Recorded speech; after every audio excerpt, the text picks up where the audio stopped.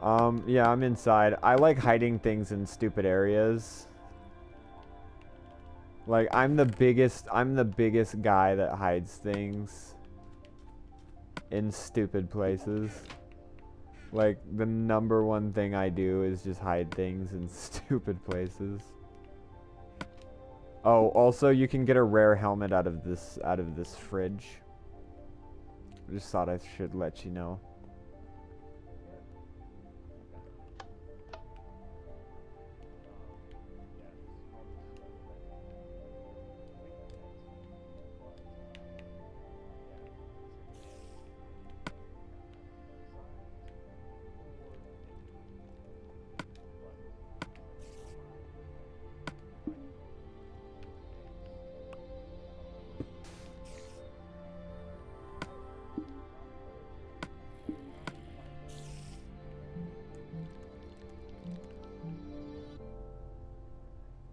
What the hell's a trapped chest?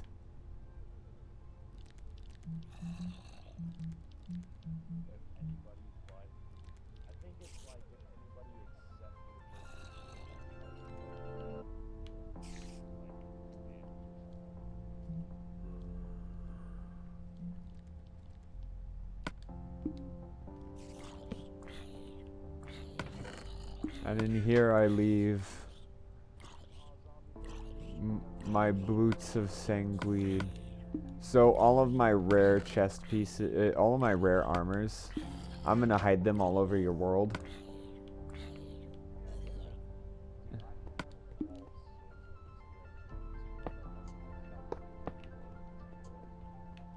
Obvious hiding place is obvious.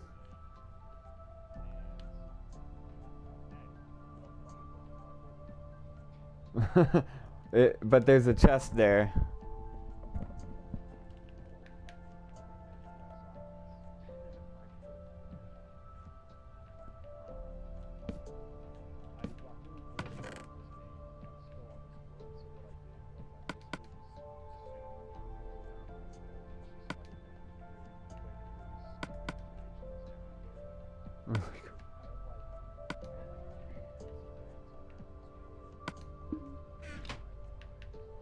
I've just added 2 more.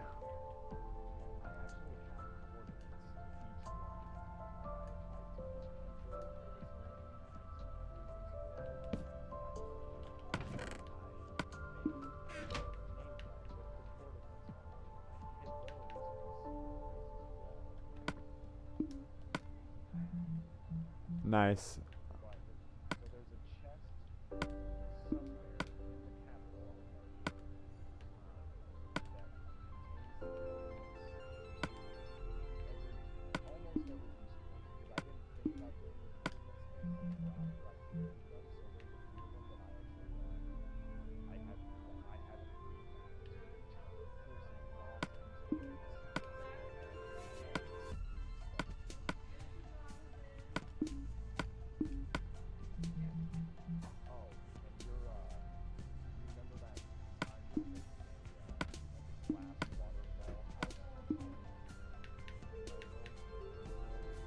Yeah. I've hidden my full armor set somewhere in this world.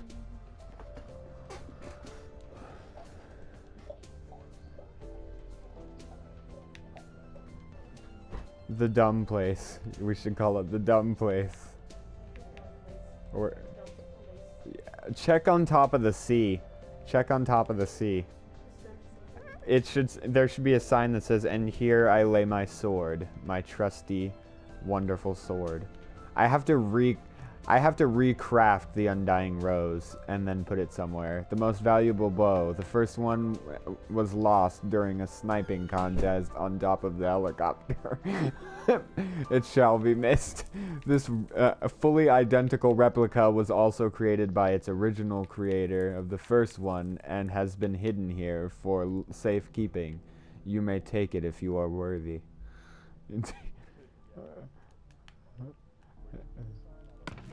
I don't have a sign. I was saying what you should do is put a sign next to my full armor set. So over here, seeing as you're the map creator, I'm gonna give you all the secrets because there's no big surprise. But the one you hid in the thing has my I think it has my helmet in it.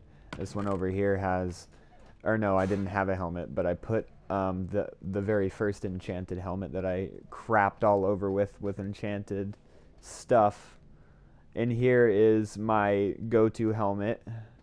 So my boots of Sanguine and my leggings of Sithis, and all of the armor stuff is a reference to something that was Elder Scrolls related. Lastly, I was gonna hide a chest right in this little crevice. This, yeah, yeah. I was like, oh, that looks good, but then I looked over and I was like, perfect. No one will suspect this.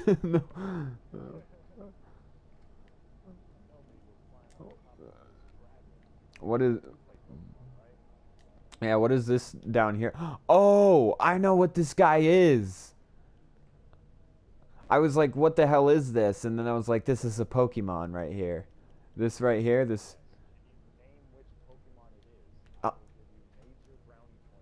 I know what it is, but I can't remember what it is.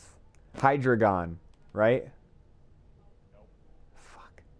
What does it start with?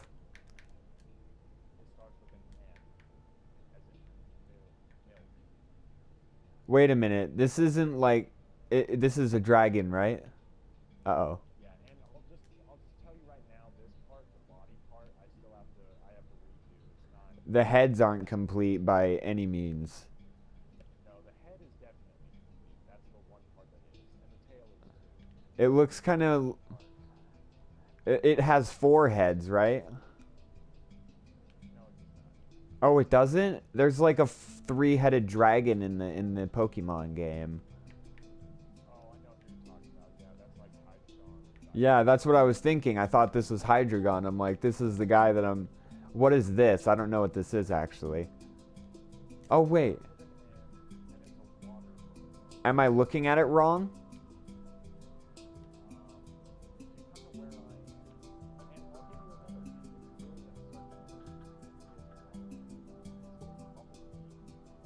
Oh, dude.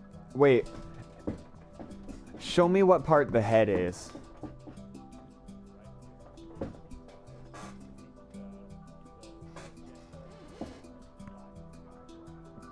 Oh, Dratini! I didn't know that this is all the same thing.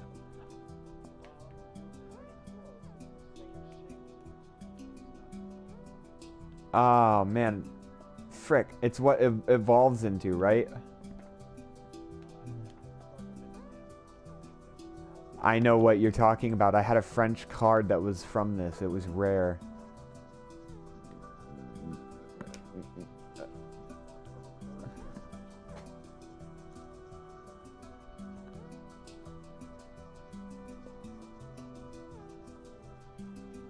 Hold on, I'm thinking.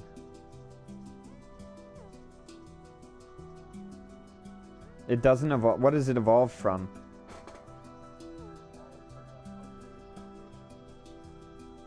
What fish?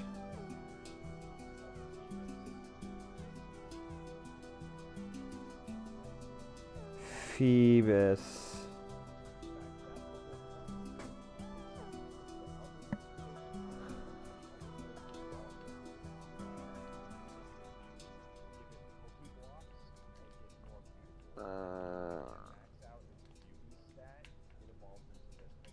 Oh yeah, it's so hard.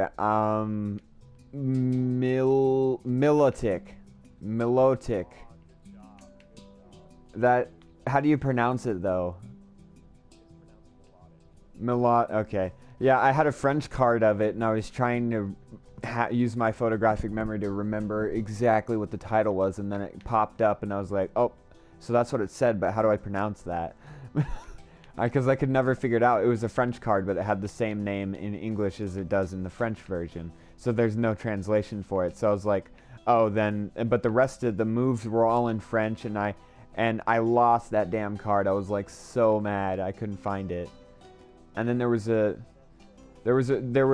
4 or 5 rare Chinese cards as well, and one of them was Kabutops, and he had this incredibly high HP stat. So I thought it may have been a custom or a fake card, but there were some really rare fake cards that were floating around that were worth a damn. And I think the Kabutops one was one of them, but I don't know. Actually, I think I still have the Kabutops in my collection, so I'll have to take a picture of it. Because I have a couple of the original Pocket Monster cards.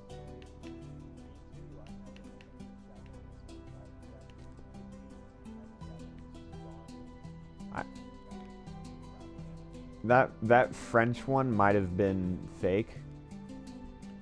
Because other country ones are sometimes really close to being fake because of, you know, they take a really crappy card that, like an energy or something, and they print out the card that they make on an online thing, and then they kind of do some incredible magic to make it stick to the card so that the face is completely different. And then some of them are smart enough to use a setting on their printer to reprint over in the face of the card in white and then reprint over it again in their custom card. So that way its back doesn't change, but its front looks legit. So some of the really rare fake ones, the better they were made and the rarer the person who made them is of making them, like one fake card went for like $200. One legit real Japanese card of one of the I know that Charizard went for the most at some point. That was the highest selling card, was Charizard, could go for $200. Or $400 actually. $400 freaking dollars at one point was Charizard. And I was like, yeah, it was nuts. And I was like, but there's a rarer fake card that also goes for that much, and it was a Pokemon that, it was literally the Pokemon Missing No from the game. It was one of the guys who was friends with the guy who was, you know, the main writer, whoever the hell was the creator of this whole Pokemon thing. He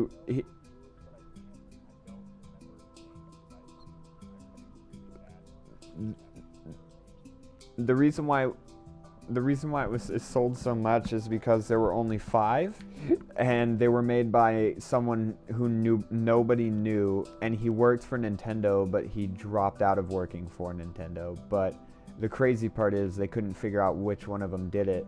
But the rumor had it that the guy was friends with the dude who created Pokemon, or the girl, or whoever the hell.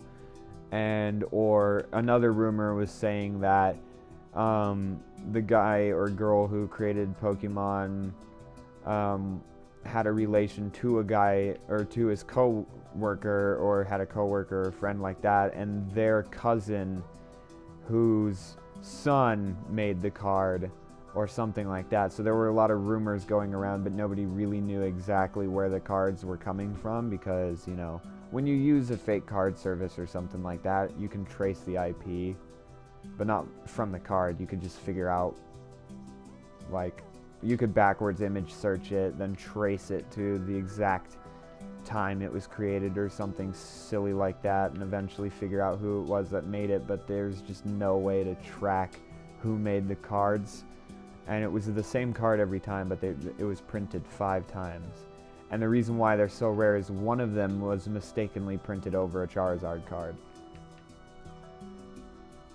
So if you have all 5, you could remove the fake card face and find the rarest Charizard card, or one of the original rare Charizard cards that go for 400. But that would be really retarded, because the fake card face value is actually worth more than the card underneath. But whichever one has the original card that was Charizard should go for 600, or 800, because it's already $400 for the fake, but it's also $400 for the legit rare card underneath. So it's double rare. But you wouldn't have no ability of figuring out, without ruining it, which one it was.